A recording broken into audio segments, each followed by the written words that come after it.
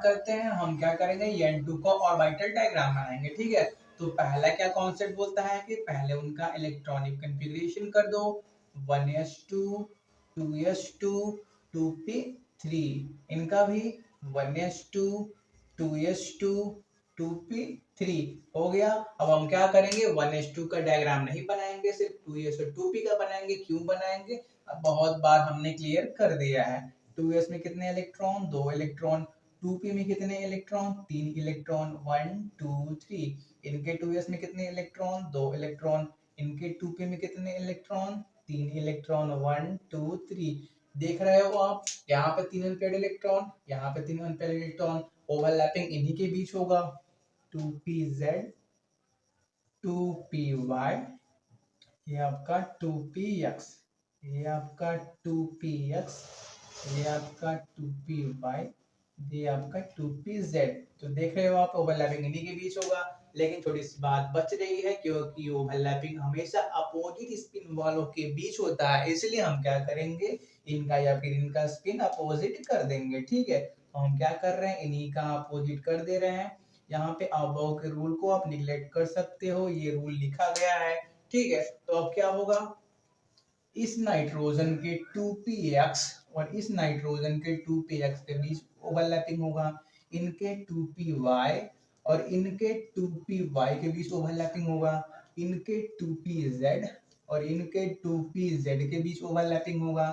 इनके पास, सबके पास ऐसे इलेक्ट्रॉन है, मतलब क्लॉकवाइज डायरेक्शन में है। इन सब के पास एंटी क्लॉकवाइज डायरेक्शन में इलेक्ट्रॉन पेयर है। ठीक है, तो अब हम क्या करेंगे, इसको रफ करते हैं और डायग्राम बनाते हैं N2 का, कि N2 का ओवरलैपिंग होता कैसे है।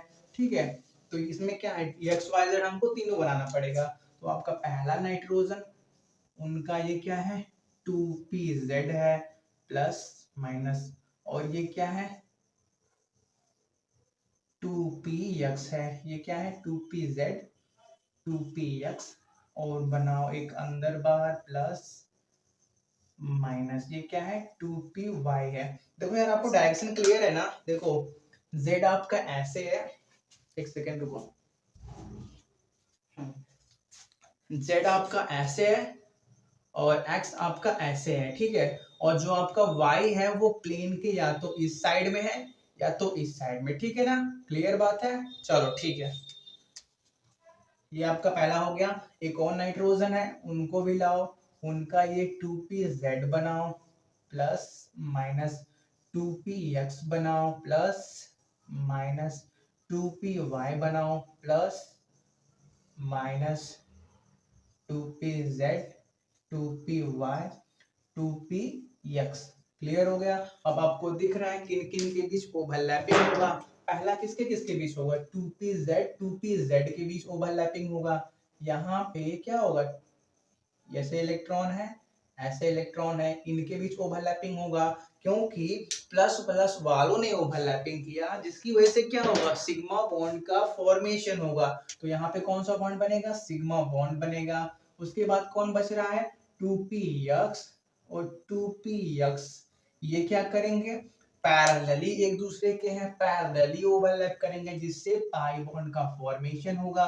और कौन बच रहा है, आपका 2py बच रहा है, और यहाँ पे भी आपका 2py बच रहा है, इन्होंने भी ओवरलैपिंग कर लिया। यहाँ पे भी क्या हो रहा है, 2py और 2py एक दूसरे के पैरेलल हैं, जिससे यहाँ पे भी क्या होगा, पाई बॉन्ड का फॉर्मेशन होगा। देखो यार, ये जो 2px में ओवरलैपिंग हुआ, उसको हमने सिंगल लाइन से डिनोट किया। ठीक है, और जो 2py के बीच हुआ, उसको हमने डबल लाइन से डिनोट किया। क्यों, मतलब कुछ नहीं, सिर्फ इतना है कि आपको अलग अलग पता चले कि ये y का है, ये x का है। ठीक है, दोनों बनाएंगे पाई बॉन्ड ही। ठीक है, तो कैसा दिखता है आपको nitrogen, n triple bond n दिखता है।